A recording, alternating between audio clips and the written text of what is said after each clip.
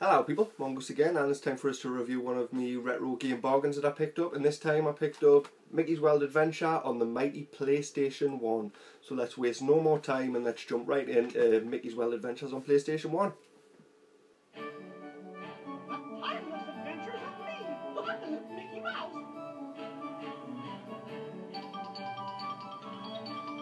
So yeah, this game traces its roots back to 1994 when the game was released under the name Mickey Mania, The Timeless Adventures of Mickey the Mouse, and it saw release on multiple systems in various regions. It was on the Mega Drive, the Genesis, Super Nintendo, the Mega CD, Sega CD, whatever you're going to call it, and that game was developed by Traveller's Tales. However, Mickey's Wild Adventure on the PlayStation 1 was developed by Psygnosis, so they're a classic British game developer and they were at the peak of their powers in the 1990s. So yeah, let's play some and then just see how it plays. The PlayStation version was released in Europe and Australia, and given the original version was published by Sony ImageSoft, I think it's only logical that it found its way, you know, onto Sony's first console.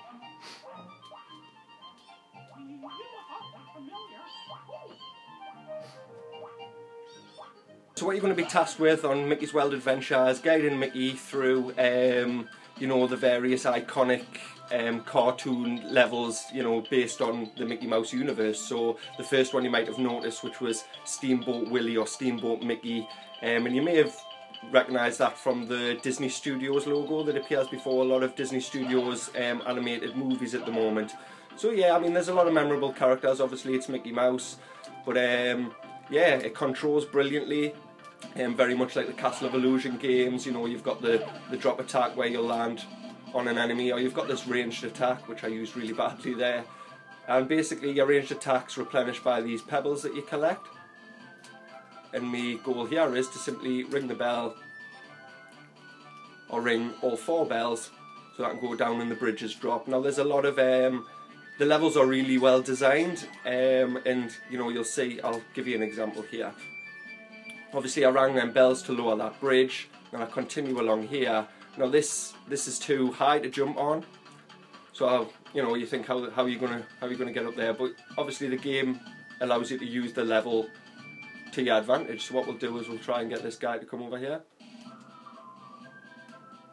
Here he comes. This is a great example, and we'll take him out now. Get out the way, big bully. And now you'll use that to access the next part of the level, and that's a really good part of the game. You'll see it's not just in this part or this level, it's, you know, it's in all the other levels as well, where you're going to be using the level or using different things in the environment to navigate the level, which is really good.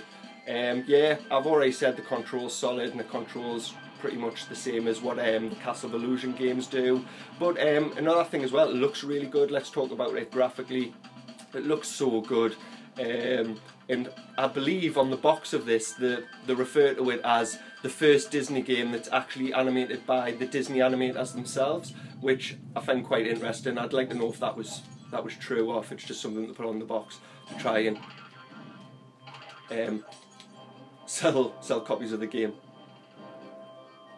So then, summing up Mickey's Wild Adventures on PlayStation 1, I love it. Yeah, it's brilliant. Like I said before, it just totally reminds us of the Castle of Illusion games, World of Illusion games. Very similar in looks and by the way it plays, but ultimately it just plays really well. I said before, controls really well. It looks beautiful. I mean, you know, you look at some of them levels and they're just, you know, absolutely breathtaking, and it just instantly just says Disney to you.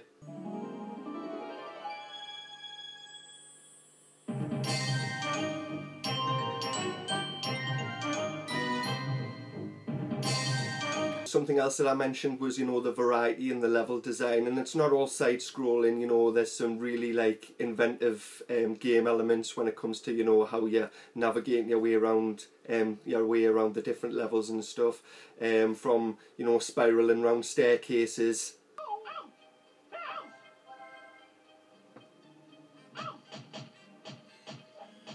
To even being chased around by a giant in, you know, a very kind of different view to the whole side-scrolling one.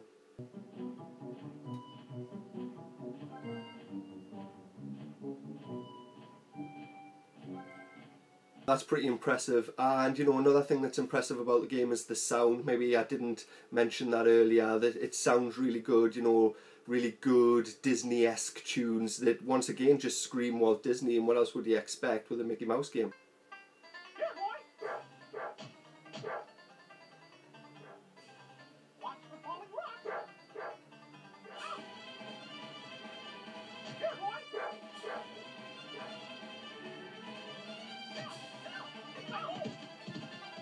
And it's also got, you know, all the iconic characters that you'd expect from Mickey Mouse cartoons, you know, Pluto, and I mean we're seeing Steamboat Willie, so it's got all those kind of iconic Mickey Mouse cartoons that maybe were made in the 1930s, but even I know what Steamboat Mickey is, and you know, it's still got relevance today, like I said earlier, with the Disney Studios logo that comes on before a lot of the animated movies. So yeah, ultimately it's Mickey's Wild Adventure on PlayStation 1, and just researching the game for the review, I was pleasantly surprised by, you know, how much history the game had, with it coming out in 1994 and being on so many different consoles. I had no idea, and I'd never played them. So it's a really fun game, and if you enjoyed the Castle of Illusion series, or you like any Disney games really, then this isn't going to let you down. It's got everything. It's got, you know, good level design, great characters, great control, variety of levels, amazing sound, and yeah, just captures everything about the Mickey Mouse universe that you'd expect. So I'm the Mongoose, and I'll just sign out like I always do. Just say please, if you liked what you've seen, maybe give us a thumbs up, or just subscribe, or leave a comment, give us some feedback, because I always love a bit of feedback. But I'll leave you like I always do, and just say I'm the Mongoose. Please subscribe.